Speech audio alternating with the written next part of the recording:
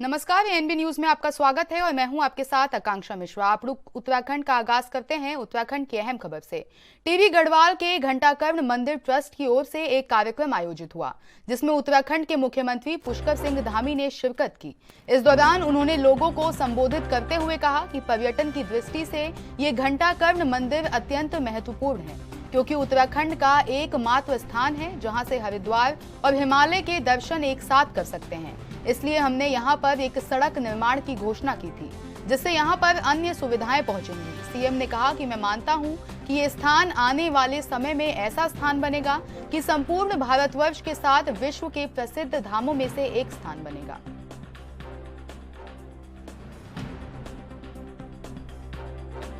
आज पूरे संपूर्ण दुनिया के अंदर अपनी प्राचीन संस्कृति और सभ्यता के लिए हमारा प्रदेश पूरी दुनिया में प्रसिद्ध है। इसीलिए इसको देवभूमि कहा जाता है, क्योंकि यहाँ पर प्रभु का वास है। और यह घंटाकर्ण मंदिर उत्तराखंड का हमारा सबसे पौराणिक मंदिर है, जिसका वर्णन केदारखंड के 148वें अध्याय में वर्णित है। यह मंदिर जहां पर्यटन की दृष्टि से अत्यंत महत्वपूर्ण है, क्योंकि यह उत्तराखंड का एकमात्र स्थान है जिससे हरिद्वार और हिमालय के दर्शन एक साथ किए जा सकते हैं। इसीलिए पिछली बार जब हम लोग आए थे तो यहां पर सड़क की हम लोगों ने घोषणा करी थी, और जल्दी ही यहां सड़क पहुंचेगी तो अन्य सुविधाएं भी पहुंचेगी। जैसा बिजलवाड़ जी ने और अन्य लोगों ने यहाँ पर इसके तीर्थ के बारे में कहा, अन्य चीजों के बारे में कहा। मैं ऐसा मानता हूं कि भगवान घंटाकर्ण की कृपा से निश्चित रूप से ये स्थान हमारा आने वाले समय में ऐसा स्थान बनेगा कि संपूर्ण भारतवर्ष के साथ विश्व के प्रसिद्ध धामों में से, प्रसिद्ध तीर्थों में से एक स्थान बनेगा। और उसके लिए भगवान घंटाकर्ण हम सब पर कृपा करेंगे। आज भी जो बद्रीनाथ मंदिर परिसर में घंटाकर्ण देवता का जो मंदिर है वो परिक्रमा में आता है, और सभी जो तीर्थयात्री पूरे देश विदेशों से आते हैं वहां भी उसका आशीर्वाद लेते हैं। और निश्चित रूप से भाइयों बहनों, आज जो हमारी सनातन संस्कृति है उसका जय घोष पूरी दुनिया के अंदर हो रहा है। चारों दिशाओं में आज उसका परचम लहरा रहा है। आदरणीय प्रधानमंत्री मोदी जी के नेतृत्व में हमारे मंदिर, तीर्थ स्थान और जो भी हमारे सनातन संस्कृति को बढ़ावा दिए जाने के काम हैं वो। मुख्यमंत्री पुष्कर सिंह धामी के पुराने सहयोगी रहे नंदन सिंह बिष्ट का निधन हो गया, जिसके चलते सीएम धामी ने उनके निधन पर शोक संवेदना व्यक्त की और बीजेपी कार्यकर्ताओं ने भी उनके निधन पर शोक जताया। साथ ही सीएम धामी ने ट्वीट कर ईश्वर से दिवंगत आत्मा को अपने श्री चरणों में स्थान देने और शोक संतप्त परिजनों को यह असीम दुख सहन करने की शक्ति प्रदान करने की प्रार्थना की है।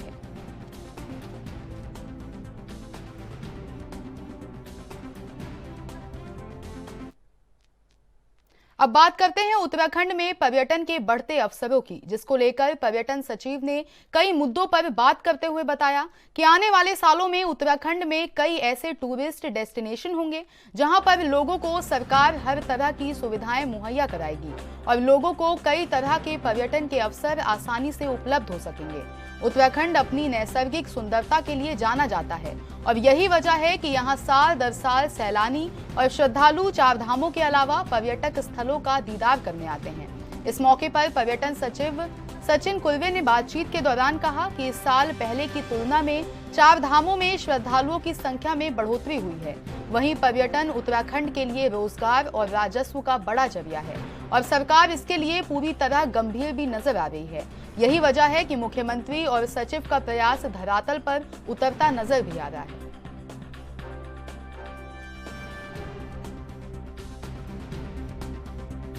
अभी चारधाम यात्रा चल रही है तो रिलीजियस टूरिज्म के सापेक्ष में यात्रियों की संख्या काफ़ी बढ़ोतरी है विगत सालों की दृष्टि कंपैरिजन में। लेकिन रिलीजियस टूरिज्म के अलावा भी हमारे यहाँ एडवेंचर टूरिज्म है, वेलनेस टूरिज्म है, लेजर टूरिज्म है।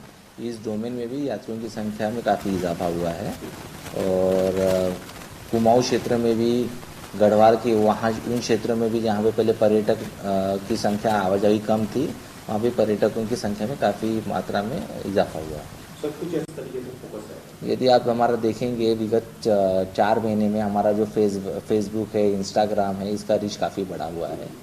इवन लोकल लेवल पे भी जो टैलेंट है, उस टैलेंट को भी टैप करने के दृष्टिकोण से हमने जो 27 सितंबर को जो वर्ल्ड टूरिज्म डे होता है, वहाँ पे एक कंपटीशन आयोजित की गई थी कि यहाँ के लोकल बच्चों ने जो फोटोग्राफ्स किए होंगे उसको हमने पहला प्राइज़ 1 लाख का था, दूसरा 75,000 का था, तीसरा 51,000 का था और कुछ कंसोलेशन प्राइज़ भी 11,000 21,000 के दिए। उसमें हमको 55 द बेस्ट फोटोग्राफ्स मिले हैं। तो हम लोकल लेवल पे भी वो जो टैलेंट है उसको भी टैप कर रहे हैं ताकि उनका भी उपयोग हम टूरिज्म के कंटेंट क्रिएशन में किया जा सके और उसके रिजल्ट्स हमको आने वाले दिनों में मिलेंगे। देखिए, अभी हम जो बात कर रहे हैं एरो टूरिज्म की बात कर रहे हैं। अब दिल्ली में प्रदर्शन कर रहे पहलवान हरिद्वार पहुंचे हैं और आपको बता दें कि वो अपने मेडल गंगा में प्रवाहित करने जा रहे हैं। ये लाइव तस्वीरें हम आपको दिखा रहे हैं हरिद्वार से, जहां पहलवान गंगा में अपने मेडल विसर्जित करेंगे।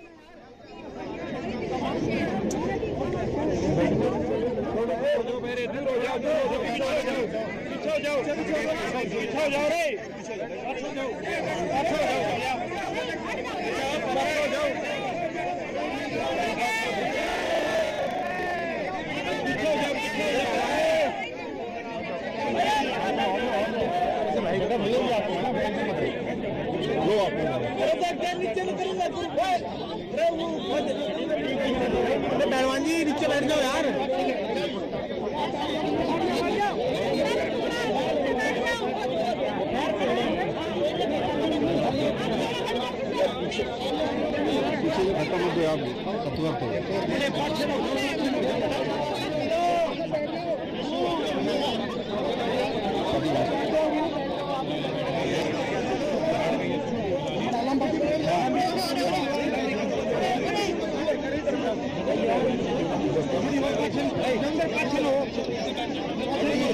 अरे यार पीछे से मत धक्का दो, पीछे से मत धक्का दो।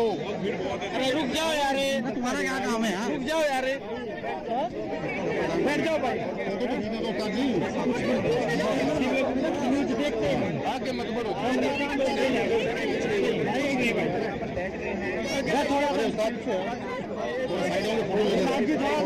रुक जाओ यार।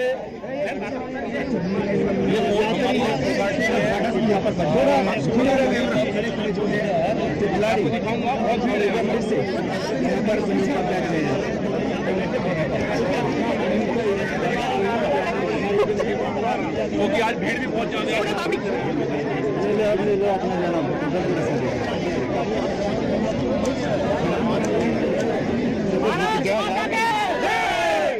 रुक जा भाई, धक्के मत मारो। क्या कर रहा है? प्लीज, मैं क्या कुछ कर रहा हूँ भाई? बेवकूफी।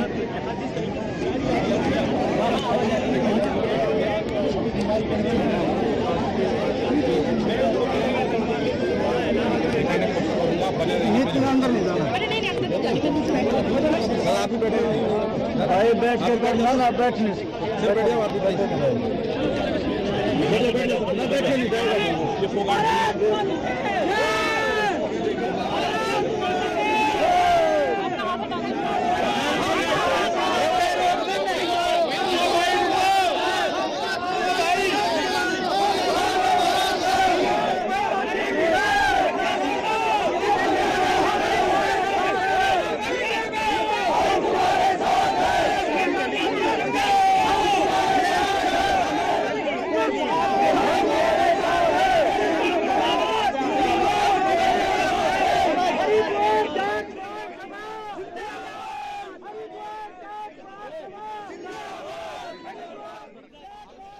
वहीं इस पर ज्यादा जानकारी के लिए राजनीतिक संपादक चंद्रशेखर त्रिशूल जी हमारे साथ जुड़ गए हैं।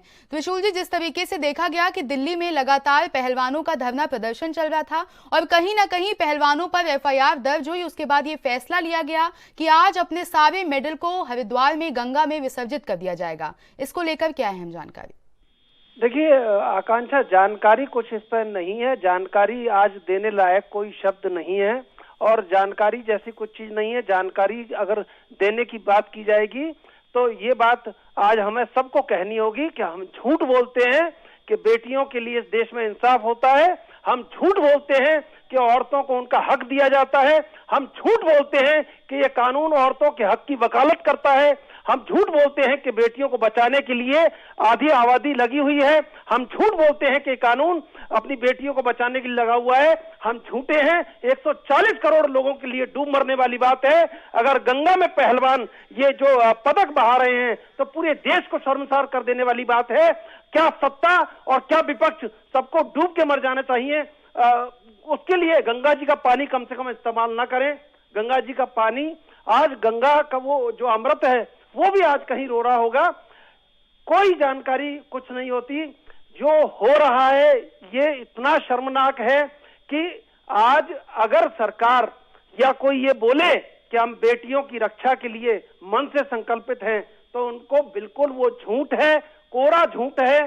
क्योंकि जो हो रहा है, अगर देश की वो बेटियां जो पूरे दुनिया में जाके हिंदुस्तान का डंका बजवाती हैं, तिरंगा जिनके जीत पर लहराता है, जिनकी जीत पर वंदे मातरम जनगण मन गाया जाता है, हिंदुस्तान के लोग खड़े हो जाते हैं टीवी स्क्रीन के सामने। 140 करोड़ का हिंदुस्तान अगर टीवी स्क्रीन के सामने खड़ा होकर अपनी बेटियों को बधाई देता है, उनके लिए आंखों में आंसू लाता है। हम देखते हैं कैसे बेटियां तिरंगा ओढ़ के और गर्वित हो रही हैं। अगर वो बेटियां अगर गंगा जी में तिरंगा कहीं अपना ये पदक बहा रही हैं तो क्या कहेंगे? ये कोई खबर है? ये कोई सूचना है? ये कोई जानकारी है? ये कोई जानकारी नहीं है। 140 करोड़ लोगों के लिए डूब मरने वाली बात है। कोई आंदोलन नहीं है ये। आज ये अस्मिता का सवाल है कि आज अगर बेटियां कह रही थी, एक बार तो बुलाते, एक बार तो पूछते कि ब्रजभूषण शरण सिंह तुम इतने बड़े हो गए हो कि तुम्हारे खिलाफ FIR हो रही है, तुम्हारी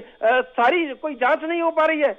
और वो कह रहा है ब्रजभूषण शरण सिंह कि मैं कह रहा हूं आज ब्रजभूषण शरण सिंह को खुद को डूब के मर जाना चाहिए। वो होंगे सांसद, लेकिन वो कोई सांसद नहीं है। उनकी मानवता मर चुकी है। उन्हें कहना चाहिए था, लीजिए मुझे गिरफ्तार कर लीजिए, अगर मेरी बेटियों की आंख में आंसू आ रहे हैं तो ऐसी कुर्सी, ऐसी सत्ता और ऐसी मानवता और ऐसा जीवन, हर एक चीज धिक्कार है। लेकिन नहीं हुआ। ब्रजभूषण सिंह सत्ता के मद में अंधे होकर और बिल्कुल लगातार चलते रहे और देखते रहे कि सत्ता उनका सहारा बन रही है। ये जो घटना है, ये जो दृश्य इस समय ANV की जो टेलीविजन स्क्रीन पर उभर रहा है, ये पूरे देश की टेलीविजन स्क्रीन पर उभर रहा है। और आज बेटियों का आत्मविश्वास कम हो रहा है। अगर साक्षी के वहां दिल्ली में टुकड़े हो गए हैं या श्रद्धा को काट दिया गया है तो ये मत कहना, कोई आज के बाद ये मत कहना कि ये जातिवाद है, ये लव जिहाद हो रहा है। नहीं, हर एक पुरुष आज कहीं ना कहीं बेईमान है। हर भारत का पुरुष आज धोखेबाज है, क्योंकि उन्होंने अपनी बेटियों के लिए खड़े होकर ये नहीं कहा कि इन बेटियों को न्याय दिया जाए, इन बेटियों के लिए आंदोलन किया जाए, इन बेटियों के लिए जवाब मांगा जाए सरकार से कि सरकार क्या कर रही है। बहुत सारी चीजें हैं, लेकिन देश शर्मसार है। और ये तस्वीरें बिल्कुल इस देश के हित में नहीं है, लोकतंत्र के हित में नहीं है, न्याय के हित में नहीं है और मानवता के हित में भी नहीं है। आकांक्षा, त्रिशूल जी हमारे साथ इस खबर पर बने रहेंगे। वहीं हरिद्वार से संवाददाता विकास कुमार हमारे साथ जुड़ गए हैं। विकास, जिस तरीके से देखा गया कि देश के पहलवान इस वक्त हरिद्वार में पहुंच गए हैं और गंगा किनारे वो अपने पदक विसर्जित करने जा रहे हैं, वहां की स्थिति की अगर बात करें तो पहलवानों में किस तरीके से आप इन लाइव तस्वीरों में देख सकते हैं कि पहलवानों की इस वक्त क्या स्थिति है, क्योंकि लगातार ये पहलवान 1.5 महीने से दिल्ली में प्रदर्शन कर रहे हैं लेकिन इनकी सुनवाई किसी ने नहीं की। जी बिल्कुल, मैं आपको बता दूं कि आज दोपहर को जब विजय बजरंगी पुनिया ने ये ट्वीट किया था, उसके बाद से ही प्रशासन भी अलग मोड़ पर आ गया था। और लगभग अभी शाम के 6 बजे है और हमारे सामने ही विजय पुनिया जी और वो उनकी जो टीम है वो सब यहाँ पे बैठे हैं और तमाम मीडिया और तमाम पब्लिक उनको देख रही है। और वो बीच इसको बताए घाट पर वो धरने पे बैठ गए हैं और इनके समर्थन में जो है वो कांग्रेस के समर्थन में भी कांग्रेस के वो भी उनके समर्थन में आ गए हैं। जी वहीं विकास जी, अगर बात करें जिस तरीके से लगातार देखा गया कि कई विपक्षी दल हो, फिर चाहे किसान हो, खाप पंचायत हो, लगातार पहलवानों के समर्थन में सब लोग जुटे हुए थे, लेकिन उसके बावजूद आज ये नौबत आ गई है कि पहलवानों को जो मेडल देश को समर्पित थे, जो देश के लिए जीते गए थे, कहीं ना कहीं आज ये नौबत आ गई है कि पहलवान वो मेडल और वो पदक लेकर हरिद्वार पहुंच गए हैं। जी बिल्कुल, कहीं ना कहीं देखा जाए तो जब पहलवानों को वहां से दिल्ली जंतर मंतर से वहां से हटाया गया तो पहलवान आज हरिद्वार में वो गोल्ड मेडल लेकर पहुंचे हैं और उनका साफ तौर पर कहना है कि आज हम ये जो गोल्ड मेडल है और जो देश विदेश से हमको जो मिला है इनको आज हम गंगा में विसर्जित कर देंगे। हालांकि 2 दिन पहले ही हरिद्वार में भी किसान की एक बैठक चल रही थी, उस बैठक में भी किसानों ने पूरा खुला समर्थन दिया था कि जो हमारी देश की बेटियां और जो देश के पहलवान जो है वहाँ पे जंतर मंतर पे बैठे हैं उनके ऊपर किस तरह से लाठी बरसाई जा रही है, ये देखने वाली बात है। जी वहीं विकास, अगर कल की बात कर लें, जिस तरीके से देखा गया कि संसद भवन का एक तरफ उद्घाटन हो रहा था और कहीं ना कहीं दूसरी तरफ की तस्वीर की अगर बात करें तो पहलवानों पर जिस तरीके से लाठीचार्ज किया गया या उन्हें हिरासत में लिया गया, उसके बाद कहीं ना कहीं ये आशंका थी कि इस तरह का कदम पहलवान जरूर उठाएंगे। जी बिल्कुल, जब जिस तरह से उनके ऊपर लाठी भाजी गई और दूसरी तरफ एक उसका उद्घाटन हो रहा था, कहीं ना कहीं इसको भी देखा जा रहा है कि कहीं ना कहीं पहलवान जो इतने आक्रोशित हुए और क्यों इनको ये ऐसी नौबत आ गई, क्यों इनको ऐसी नौबत आई कि आज ये अपने जो गोल्ड मेडल है वो गंगा में विसर्जित करने के लिए हरिद्वार पहुंचे हैं। विकास कुमार, आपका बहुत बहुत धन्यवाद हमारे साथ जुड़ने के लिए और इस खबर पर तमाम अहम जानकारी हमारे साथ साझा करने के लिए। चंद्रशेखर त्रिशूल जी, आपका बहुत बहुत धन्यवाद हमारे साथ जुड़ने के लिए और इस खबर पर तमाम अहम जानकारी हमारे साथ साझा करने के लिए। गंगा दशहरा के मौके पर हजारों श्रद्धालुओं की भीड़ गंगा घाटों पर आस्था की डुबकी लगाने के लिए उमड़ पड़ी। त्रिवेणी घाट सहित तमाम गंगा घाटों पर सुबह अमृत वेले से ही श्रद्धालुओं ने गंगा में डुबकी लगाकर मंदिरों में विशेष पूजा अर्चना की। इस दौरान घाटों पर मौजूद बाबाओं को श्रद्धालुओं ने जमकर दान देकर पुण्य भी अर्जित किया। बता दें कि गंगा अवतरण दिवस को गंगा दशहरा के रूप में धूमधाम से मनाया जाता है। आज के दिन गंगा में आस्था की डुबकी लगाने वाले प्रत्येक व्यक्ति के सारे पाप कट जाते हैं। इस प्रकार की मान्यता प्राचीन काल से चली आ रही है। इसी मान्यता के चलते गंगा दशहरा पर तीर्थ नगरी में हजारों श्रद्धालु कई राज्यों से गंगा स्नान के लिए पहुंचते हैं। आज विशेष रूप से उत्तर प्रदेश, दिल्ली, हरियाणा, राजस्थान, गुजरात और उत्तराखंड के श्रद्धालु गंगा स्नान के लिए पहुंचे। गंगा स्नान को लेकर श्रद्धालुओं में काफी उत्साह देखने को मिला। सुरक्षा की दृष्टि से सभी गंगा घाटों पर जल पुलिस और नागरिक पुलिस की तैनाती रही।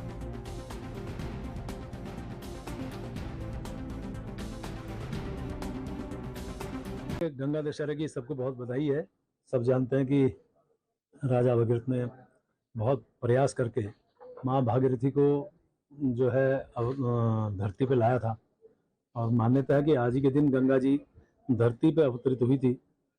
और गंगा दशहरा पे आज के दिन आप देखिए हरिद्वार, ऋषिकेश और गंगा जी के जहाँ जहाँ पावन तट है वहाँ पे श्रद्धालुओं की भयंकर भीड़ है स्नान करने के लिए।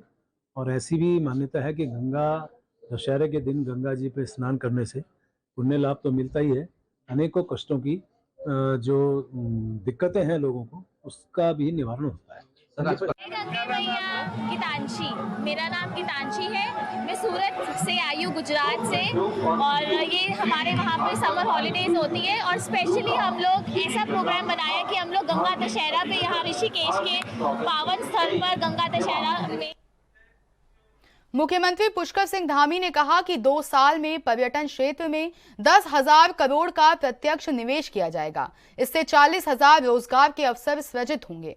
प्रदेश में निवेश का माहौल बनाने के लिए सरकार उद्योगों से संबंधित लगभग 1291 कानूनों का विश्लेषण कर रही है, जिसमें 393 कानूनों को खत्म करने के लिए विभिन्न विभागों ने सहमति दे दी है। इस पर कांग्रेस के प्रदेश प्रवक्ता शीशपाल सिंह बिष्ट ने कहा कि भारतीय जनता पार्टी की सरकार ने राज्य की जनता से बड़े बड़े दावे किए थे। प्रधानमंत्री मोदी ने राज्य में आकर डबल इंजन का भरोसा दिया था, लेकिन भारतीय जनता पार्टी की सरकार इन बड़े बड़े दावों पर खरी नहीं उतरी।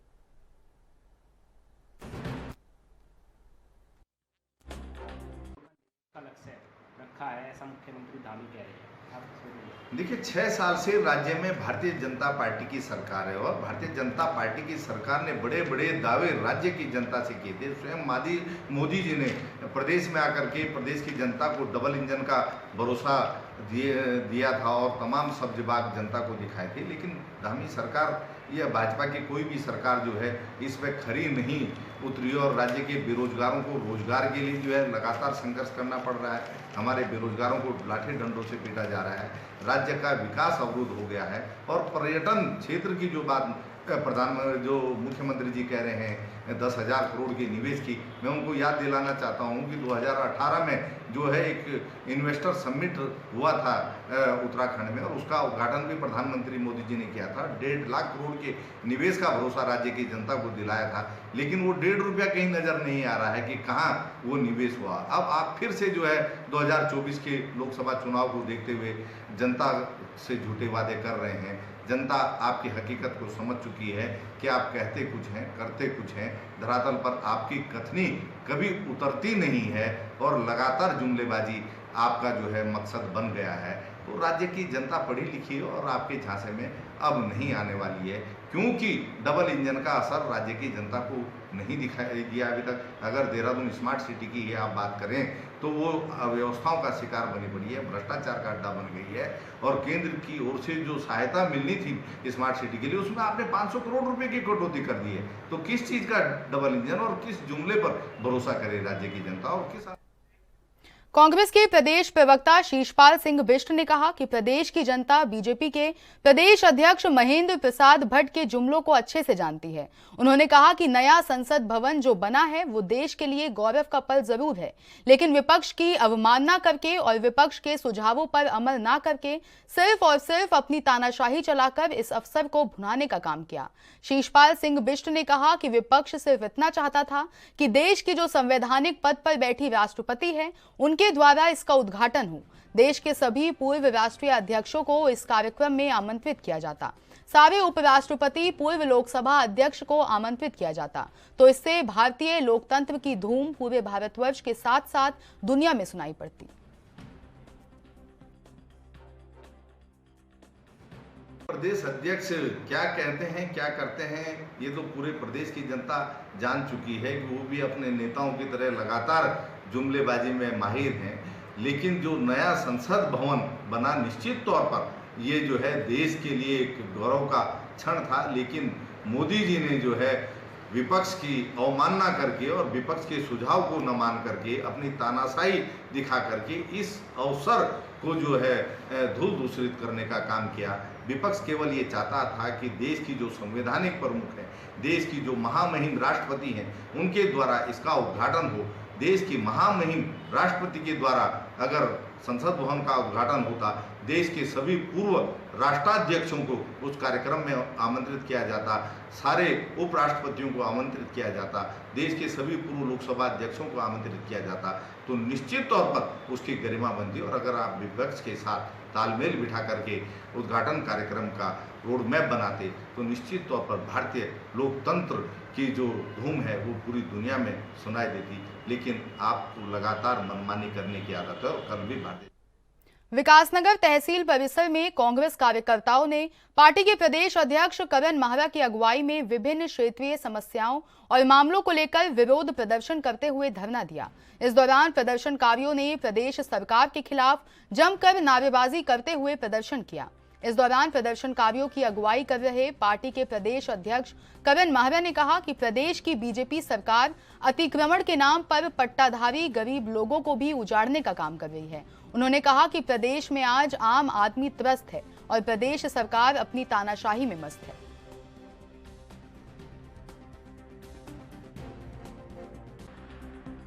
इस समय बहुत बड़ा घोटाला चल रहा है। पीक आवर्स में शटडाउन किया गया है और ये ऐसे समय में जिसमें बिजली के दाम चौथी बार सरकार बढ़ा चुकी है 1 साल के अंदर, और अब अति बार और बढ़ाया जाएगा, जहां प्राइवेट कंपनीज को 200 करोड़ रुपए के भुगतान किए गए हैं बिना 1 यूनिट बिजली लिए हुए। वहीं शक्ति नहर में दोहरा मार करी जा रही है। एक तो खनन का अवैध कारोबार चल रहा है जिससे सरकार को रेवेन्यू का लॉस है और अधिकारियों और नेताओं की जेबें भरी जा रही हैं। वहीं दूसरी तरफ शटडाउन से हमारे को महंगी बिजली खरीद के राज्य को और एक घाटा दिलाया जा रहा है। और ढकरानी इत्यादि क्षेत्रों के हमारे गरीब लोगों के आशाने तोड़ गए हैं। जहां पूर्ववर्ती कांग्रेस सरकार में इंदिरा आवास प्रत्येक गांव को साल का 1 आवास कम से कम मिलता था, जिससे गरीब के सर पर छत आती थी। आज प्रधानमंत्री आवास योजना का ढोकला पीटने वाले लोगों के द्वारा लोगों के बसे बसाए घर उजाड़े जा रहे हैं, जो पट्टे वाले घर थे उन पर भी डोजर चलाए जा रहे हैं। तो ये अपने आप में दुखद है। इसको लेकर अनेकों फॉरेस्ट से संबंधित कई शिकायतें हैं जिनको लेकर हम धरने में बैठे हैं। और यहाँ पर को जो हमारे लोग हैं उनके शिक्षा से लेके स्वास्थ्य से लेके सभी चीज़ों की परेशानियाँ हैं। इन सभी विषयों को लेके बैठे हैं। लेकिन मुख्य मुद्दा शक्ति नहर का शटडाउन और जो खनन यहाँ चल रहा है, अवैध खनन चल रहा है। आईपीएल में रिकॉर्ड प्रदर्शन करने के बाद रुड़की पहुंचे क्रिकेटर आकाश मधवाल का ढंढेरा में क्षेत्रवासियों ने जोरदार स्वागत किया। इस दौरान आकाश मधवाल के साथ उनके कोच अवतार सिंह भी मौजूद रहे, जिनका क्षेत्रवासियों ने फूल मालाएं पहनाकर जोरदार स्वागत किया। दरअसल रुड़की निवासी आकाश मधवाल आईपीएल में मुंबई इंडियंस टीम की तरफ से खेल रहे थे। इस दौरान लखनऊ सुपर जायंट्स के खिलाफ 3.3 ओवर में 5 रन देकर उन्होंने 5 विकेट झटके और आईपीएल इतिहास में सबसे बेहतरीन गेंदबाजी प्रदर्शन के अनिल कुंबले के रिकॉर्ड की बराबरी कर ली। घर आके मैं जो अरेंजमेंट हुआ है, मुझे सब भाइयों का मैं शुक्रिया करता हूँ। यहाँ पर ढंढेरे वाले भाइयों का सबका शुक्रिया करता हूँ कि मैं यहाँ आया और सबने इतना अच्छे से वेलकम किया। और मैं ऐसे ही करता रहूँगा और ढंढेरे का नाम और अच्छा करूँगा। मुंबई इंडियन की क्रेडिट तो मेरे कोच हैं सर से मैंने बहुत कुछ सीखा है और जो मेरे ऊपर वर्क किया है वहाँ पर मुंबई इंडियंस नहीं, तो बाकी जो मेरी मेहनत है जो मैंने किया सबका इक्वली सपोर्ट है मेरे लिए। बहुत बढ़िया, अच्छा लगा खेल के, बहुत इन्जॉय किया मैंने, बहुत कुछ सीखा वहाँ से, कैप्टनसी सीखी रोहित भाई से, बहुत कुछ, मतलब इतने बड़े प्लेयर्स थे सबके साथ रह के बहुत कुछ 2 महीने में मैंने बहुत कुछ सीखा और घर आके बहुत अच्छा लग रहा है। बहुत अच्छे से वेलकम किया है सबने, तो मैं सबका बहुत शुक्रिया करना चाहता हूँ कि सबने मुझे इतना प्यार दिया। अभी क्या करना है, अभी किस तरह से अब ड्रीम टू बी कि इंडिया खेलना है, इंडिया खेलना है, क्रिकेट खेलना है और कोशिश कर रहा हूँ कि इंडिया जल्दी खेलूँ और अपना नहीं होती है कि उनके बच्चे इस लेवल पे गए हैं और फिर एक वर्ल्ड रिकॉर्ड 3-3-5 बहुत बड़ी बात। ये दोबारा मुझे नहीं लगता कि मैं खुद बोल रहा हूँ कि ये रिकॉर्ड टूटेगा, नहीं, पॉसिबल ही नहीं है और वो भी 2020 पैटर्न में। और मुझे श्योर है बिल्कुल कमिंग टूर जो वेस्ट इंडीज़ है या जो अफ़गानिस्तान का है उसमें इसको कलर मिलेगा। और रोहित बहुत लाइक करते हैं, हम भी देख रहे हैं जो व्यू हैं वे अपने हमारे जो सचिन तेंदुलकर हैं, जितने बड़े स्टार खिलाड़ी हैं दुनिया के, सबने उनको अप्रिशिएट किया है और वो चीज़ इनके पास कला है, क्वालिटी है और बहुत ठंडे होकर डालते हैं, दिमाग से डालते हैं, कहाँ डालना है कहाँ नहीं डालना है, वो इनका ये क्रेडिट देते हैं। लेकिन बहुत मेहनत करी इसने नेट के ऊपर 6-6 घंटे, खुद भी खेला, छोटे छोटे बच्चों को भी खिलाया, ये मेरा आशीर्वाद है। बहुत पहले ऋषभ पंत रुड़की शहर में, डिस्ट्रिक्ट हरिद्वार में, एक उत्तराखंड में कला तो है, टैलेंट है, बस उसको देखने वाला चाहिए, निकालने वाला चाहिए, सिस्टम ठीक रहे, सब कुछ ठीक होता रहे। कप्तान बन रहे हैं, टैलेंट को छोड़ेंगे नहीं, मुझे उम्मीद है टैलेंट को नहीं छोड़ेंगे, अपने साथ खिलाड़ियों को लेके जाएंगे और अपने मैनेजमेंट से बात करेंगे, अच्छे खिलाड़ी नहीं कटेंगे इनकी। पेंशन विसंगति दूर करने सहित अपनी तमाम मांगों को लेकर अखिल भारतीय पूर्व सैनिक परिषद के बैनर तले पूर्व सैनिकों ने अल्मोड़ा में प्रदर्शन किया। इस दौरान पूर्व सैनिकों ने जोरदार नारेबाजी करते हुए मांगों पर गौर करने की मांग उठाई। इस दौरान पूर्व सैनिकों ने प्रशासन के द्वारा राष्ट्रपति को अपनी मांग का ज्ञापन भेजा। पूर्व सैनिकों का कहना है कि सेना में अधिकारी और कर्मचारी वर्ग में पेंशन, पारिवारिक पेंशन और डिसेबिलिटी पेंशन में अंतर है। पूर्व सैनिकों ने मोदी सरकार से अपनी मांग पूरी करने की मांग उठाई।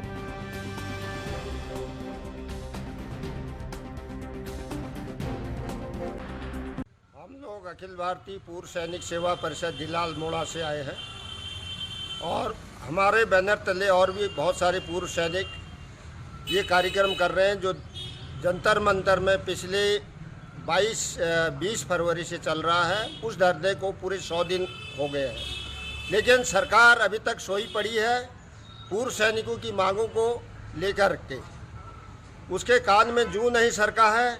और हम उम्मीद करते हैं कि सरकार को इस बात को संज्ञान में बार बार हम दे रहे हैं। आज भी हमने ज्ञापन देना है राष्ट्रपति महोदया को, भारत सरकार और प्रधानमंत्री भारत सरकार और रक्षा मंत्री सरकार को हम ज्ञापन भेज रहे हैं यहाँ पर जिला अधिकारी के मार्फत से।